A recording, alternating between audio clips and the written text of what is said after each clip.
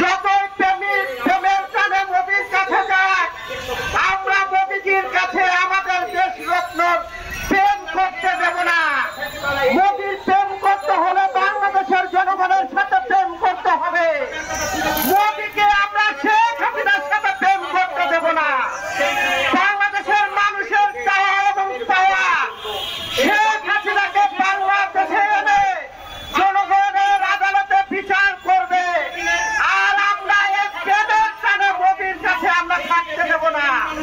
মোদিকে বুঝতে হবে বাংলাদেশের জনগণের সাথে তার প্রেম করতে হবে, তাহলে ভারত এবং বাংলাদেশের সঙ্গে সম্পর্ক ঠিক থাকবে। আমরা যে সেই সময় পাকিস্তানকে হটিয়েছিলাম, আমরা বাংলাদেশের মানুষ ভারতীয় আগ্রাসন চাই না।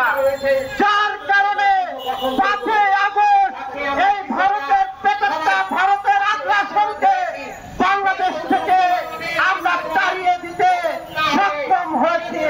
কাজেই ভারতের প্রধানমন্ত্রীকে বুঝতে হবে আজকে আমরা এখানে যারা আছি তারা একাডেমিক কারাগারে গিয়েছি। হেফাজতকে কিভাবে বিরাট ভয় করে হত্যা করা হয়েছিল, আমার সাংবাদিক সাগর রনিকে হত্যা করা হয়েছিল, বিজয়ের হত্যাকাণ্ড হয়েছিল। এখানে বেশি দিন নাই এই পল্টনে কিভাবে মানুষকে মেরে নদী বৈঠের উপরে নৃত্য করেছিল। আমরা এই নৃত্যের খেলা বাংলাদেশে হতে দেব না। আজকে শেখ হাসিনা এবং শেখ হাসিনার ছেলে বিদেশের মাটিতে বসে বাংলাদেশের বিরুদ্ধে ষড়যন্ত্র করছে। আমরা সকল ষড়যন্ত্র ইনশাল্লাহ রুখে দেব। হারানোর কিছু নাই, ভয় পাওয়ারও কিছু নাই।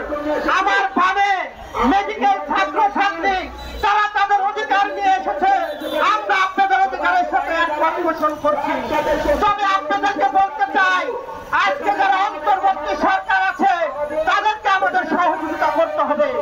এই কারণেই করতে হবে গত 17 বছরের যে ময়লা আবর্জনা এইগুলো দূর করতে হবে।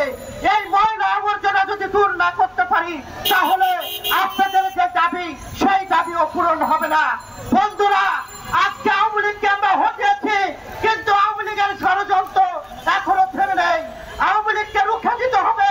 আজকে 21 আগস্ট তারা বলেছিল, হুঙ্কার দিয়েছিল রাজপথ তারা দখল করবে, কিন্তু বাংলাদেশের আপামর জনগণ আজকে রাজপথে দাঁড়িয়েছে।